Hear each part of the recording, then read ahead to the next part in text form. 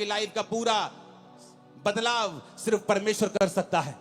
और वो अब तो आपको कहता है, ये दुनिया के थके हारे और बोझ नीचे दबे लोगों, मेरे पास आओ, मैं तुम्हें विश्राम दूंगा। मुझसे सीखो, मैं मन में दीन हूं, नम्र हूं। अपना जुआ मुझे दे दो। तुम्हारा जुआ भारी है, तुम्हारा बोझ भारी है, तुम्हारी बीमारियों का बोझ तुम नहीं उठा पाओगे, डिप्रेशन का बोझ तुम नहीं उठा पाओगे। मेरा बोझ ले लो। उसका बोझ क्या है? प्रार्थना करना उसका बोझ है, रूहों को बचाना उसका बोझ है, परमेश्वर के वचन के अनुसार चलना उसका बोझ है। उसने कहा तुम मेरे अनुसार चलो तो तुम अपने मन में विश्राम पाओगे। वो विश्राम जो बड़े बड़े खरबपतियों को दिल में नहीं है। सब कुछ होते हुए इसलिए वो सुसाइड कर लेते हैं। बड़े बड़े मिलियन फॉलोअर्स वाले, 20-20 मिलियन फॉलोअर्स वाले सुसाइड कर लेते हैं क्योंकि उनके मन में विश्राम नहीं है। और जीसस ने कहा, हे दुनिया के थके हारे और बोझ नीचे दबे लोगों, मेरे पास आओ, मैं तुम्हारा धर्म बदलूंगा। यह लिखा नहीं, उसने कहा मैं तुम्हें विश्राम दूंगा। वो विश्राम जो दुनिया तुम्हें नहीं दे सकी, इंस्टाग्राम और फेसबुक नहीं दे सके, वो विश्राम जो सोशल मीडिया तुम्हें नहीं दे सका, तुम्हारा घराना नहीं दे सका, मैं तुम्हें वो विश्राम दूंगा। मेरे पास आओ, मैं तुम्हें विश्राम दूंगा। मुझसे सीखो, मैं नम्र और दीन हूं। अपना बोझ, अपना क्रूस मुझे दे दो और मेरा क्रूस उठा लो, क्योंकि उसका क्रूस हल्का है, उसका बोझ हल्का है। आज अगर बदलाव लाना है तो कलीसिया को प्रार्थना करनी होगी, उसको रोज परमेश्वर की प्रेजेंस में जाना होगा और घंटों परमेश्वर की हुजूरी में बिताने होंगे। देखना फिर क्या होता है। आज बहुत से कम विश्वासी ऐसे हैं जो बेदारी के लिए प्रार्थना कर रहे हैं। बहुत से कम विश्वासी हैं, आप में से बहुत से कम ऐसे होंगे जिसने इस एरिया की बेदारी के लिए प्रार्थना की है। जब आप परमेश्वर के कामों के लिए इस्तेमाल होने लगते हैं, आप प्रभु के लिए, दासों के लिए, प्रभु की सेवकाइयों के लिए, प्रभु के राज्य के लिए प्रार्थना करने लगते हैं और प्रभु के सामने रोज जाने लगते हैं, वो आपके पर्सनल कामों में भी करता है, आपके पर्सनल कामों को भी प्रायोरिटी पे करता है, आपकी हीलिंग को भी वो करता है, आपको चंगा भी करता है, आपके घराने को बचाता भी है, आपको ब्लेस भी करता है, गरीबी के दलदल से आपको बाहर भी निकालता है। जो होने वाला है आज रात के बाद, आप आए किसी और तरीके से, जाएंगे नहीं यीशु मसीह के सामर्थी नाम से। आप हो सकता है एक बांझ के रूप में यहां आए हों, लेकिन एक फलवंत स्त्री के रूप में भविष्यवाणी करता हूं, यहां से जा रहे हैं वापिस यीशु मसीह के नाम में। आमीन हो चाहिए। आशीष आपकी है चर्च। आप तैयार हैं परमेश्वर को अपना जीवन देने के लिए? आप तैयार हैं प्रार्थना करने के लिए? वही परमेश्वर हन्ना को रोज देखता होगा। हन्ना रोज बुड़बुड़ करती है, मेरे पुत्र क्यों नहीं हैगा, मेरे कुड़ी क्यों नहीं हैगी। अपने हस्बैंड से रोज लड़ती है। हस्बैंड रोज कहना, मैं रब्बा, मैं कोई रब्बा, मैं की करा।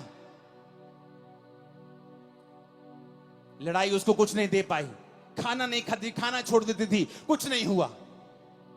और एक फैसला किया, एक दिन मैं जाऊंगी और प्रार्थना करूंगी। सब कुछ बदल गया। मेरी लाइफ, मेरी सेवकाई प्रार्थना से बदली है। सब कुछ प्रार्थना से बदला है, परमेश्वर ने किया है। जब आप अपनी रिक्वेस्ट को, विनती को धन्यवाद के सहित परमेश्वर के सामने ले जाएंगे, उसने कहा मेरी शांति तो तेरी समझ से परे है, तेरे अंदर वास करेगी, तेरे विचारों को सुरक्षित रखेगी। आज हम बेचैनी में घूमते हैं, हर टाइम बेचैनी, हर टाइम चिंता, हर टाइम चिंता, हर टाइम वरी। क्यों? क्योंकि हम प्रार्थना करने वाले लोग नहीं हैं। अगर हम प्रार्थना करेंगे तो चिंता नहीं रहेगी, प्रार्थना करेंगे डिप्रेशन नहीं रहेगा, प्रार्थना करेंगे बीमारियां नहीं होंगी, क्योंकि बाइबल कहती है मुझ में की गई मेहनत कभी व्यर्थ नहीं होती, परमेश्वर ने कहा। जब मैं परमेश्वर में आया और प्रभु के बारे में मुझे मालूम हुआ, जब पहली प्रार्थना मेरे सिर पर हाथ रख के हुई थी, मैं कंप्यूटर इंजीनियर था, तब पहली प्रार्थना में समझ आ गई थी, क्योंकि मैं सब जगहों पे जा चुका था, सुसाइड करने वाला था, लेकिन ये बीमारियां और ये डिप्रेशन, नशे मुझे छोड़ के नहीं जा रहे थे। जिस दिन पहली प्रार्थना में समझ आ गई थी कि मेरे जीवन में सचमुच परमेश्वर बड़े काम कर सकता है, जो पहला करंट मुझे प्रार्थना का लगा था, उससे मुझे समझ आ गई थी। लेकिन मैं हील नहीं हुआ, चंगा नहीं हुआ।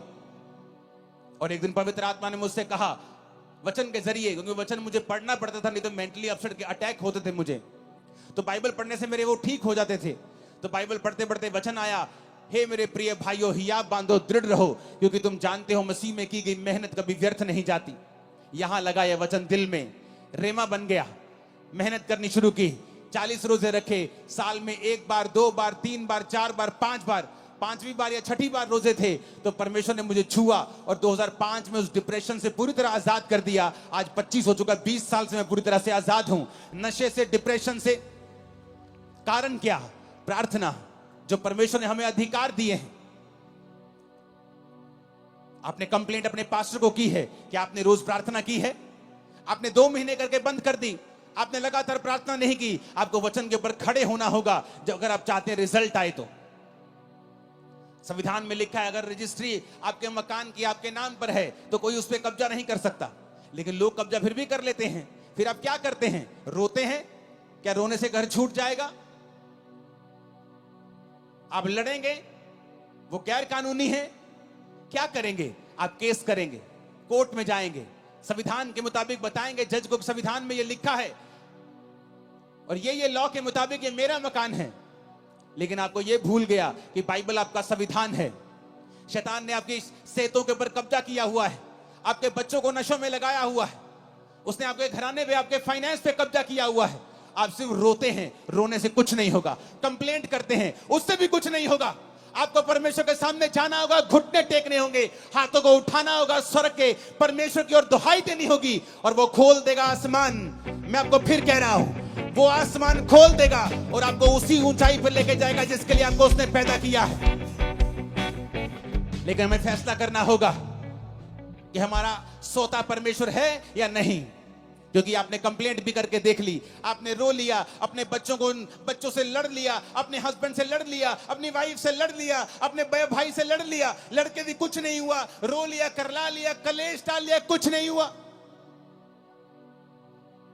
परमेश्वर तुम्हें सिखाता है ना बल से, ना शक्ति से, बल्कि उसकी आत्मा के द्वारा कि मेरे बेटे, मेरी बेटी, तुझे मेरे पास आना होगा। सेवकाई को चेंज करना है, मेरे पास आना होगा। जो लोग आपकी बात नहीं सुनते। 2011 में मैं बड़ा फ्रस्ट्रेट था। मिनिस्ट्री 7000 क्रॉस कर चुकी थी, 7000 की चर्च क्रॉस कर चुकी थी, लेकिन मैं बड़ा फ्रस्ट्रेट था क्योंकि मैं जैसा चाहता था वैसा काम नहीं होता था, टीम वैसा बिहेव नहीं करती थी।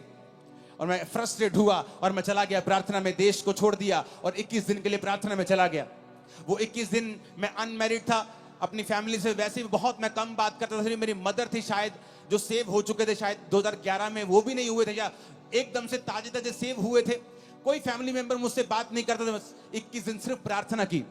अपने होटल के कमरे में रहता था और जब प्रार्थना से उठता था तो मुझे मालूम नहीं होता था कि दोपहर का समय है कि रात का समय है कि सुबह है। मोबाइल छोटे होते थे, छोटा मोबाइल दिखता कि कितना समय हो गया। फिर सोता था, फिर उठता था, प्रार्थना प्रार्थना। 21 दिन मैंने प्रार्थना की। जब मैं वापिस आया, मेरी सेवकाई पूरी तरह से बदल गई। लोग मेरी बात सुनने लगे, टीम्स मेरी बात सुनने लगी। मेरे मन मुताबिक जो खुदा ने मुझसे चाहा था वैसा मेरी मिनिस्ट्री में काम होने लगा, क्योंकि परमेश्वर ने मुझे दिखाया कि तेरे प्रचार से भी कुछ नहीं होगा, तेरे चाहने से भी कुछ नहीं होगा, तेरी डेडिकेशन से भी कुछ नहीं होगा। जब तक तुम मेरे सामने घुटने नहीं टेकेगा, मेरे सामने नहीं आएगा।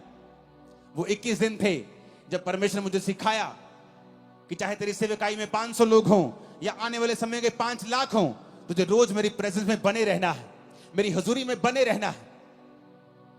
तब समझ आई और उसके बाद मैं रोज अपने आप को प्रार्थना में देने लगा। अपनी लाइफ में प्रार्थना को प्रथम स्थान दिया। आज चाहे मैं शादीशुदा हूं, मेरे बच्चे हैं, मेरी फैमिली है, बड़ी सेवकाई चर्च है, सैकड़ों ब्रांचेस हैं, लेकिन मेरी प्रार्थना का समय बढ़ा हुआ है, आगे से भी ज्यादा है मेरी प्रेयर का समय। क्योंकि मैं सीक्रेट जानता हूं, मैं ये भेद जानता हूं कि भेद है खुदा के साथ रहना, भेद है प्रार्थना करना, भेद है तुम दुख और सुख भोगी मनुष्य हो। एलिया कोई स्वर्गदूत नहीं था। राजा के सामने जाके बोलना कि राजा मेरी जिम्मेवारी से बोलता हूं, तेरे देश में बारिश नहीं आएगी, यानी तेरा देश भूखा मरेगा। आज तो जमीन के नीचे से पानी निकाल लेते हो समर्सिबल से, तब ऐसा नहीं होता था। कुएं खोदने पड़ते, निकले पानी ना निकले उस इलाके में जहां वो रहता था। उसने जिम्मेवारी ली। दिलेरी कहां से आई? प्रार्थना से। बाल के नबियों को मार दिया, बड़े बड़े काम किए। फिर इजाबेल ने कहा एलिया आज तेरा सिर मैं धड़ से अलग कर दूंगी। एलिया भागा, एलिया भागा। उसका भागना, उसका डरपोकपन इस बात का सबूत था कि एलिया भी एक मनुष्य ही था। उसकी पहली दिलेरी इसलिए थी कि वो रोज प्रार्थना में समय बिताता था। उसके बाद जब इंसान विक्ट्री देखता है, जीत देखता है, इंजॉय करने लगता है, प्रार्थना भूल जाता है, तो शैतान फिर से उसे डराने लगता है, वो फिर से भागता है और खुदा से कहता है, खुदा मुझे मार दे, मैं अपने वंशों से अच्छा नहीं हूं। परमेश्वर से रोटी देता है और पानी देता है, बोलता है खा, तुझे बहुत काम करने हैं। यानी एलिया भी स्वर्गदूत नहीं था, नहीं तो वो भागता थोड़ी उस राजा से डरा नहीं, राजा की वाइफ से डर गया वो। प्रार्थना, प्रेयर्स। जब बड़े बड़े क्रूसेड्स होते हैं, लाखों लोग आते हैं क्रूसेड्स, लोग बोलते हैं अगले दिन आओ एंजॉय करते हैं, चलो आनंद मनाते हैं। हाँ आनंद करो, कोई बात नहीं, लेकिन अगली मीटिंग के लिए मुझे फिर खुदा की प्रेजेंस में ही जाना है, क्योंकि पिछले मसे से मैं अगला संडे नहीं चला सकता हूं। मैं अपने सोर्स को समझता हूं, अपने सोते को समझता हूं कि वो परमेश्वर है। जिस दिन आप ये समझ जाएंगे कि सब बातें परमेश्वर की ओर से होंगी। आप पौलुस को पढ़ के देखो, जब वचन कहता है कि उस औरत ने बपतिस्मा लिया, उसके घराने ने बपतिस्मा लिया, उसके बाद पढ़ के देखो क्या हुआ। अगर आप 16 से लेकर 40 आयत तक पढ़ेंगे प्रेरितों के काम की, आपको मालूम होगा उसके बाद पौलुस की जिंदगी में बहुत से रास्ते परमेश्वर ने खोले।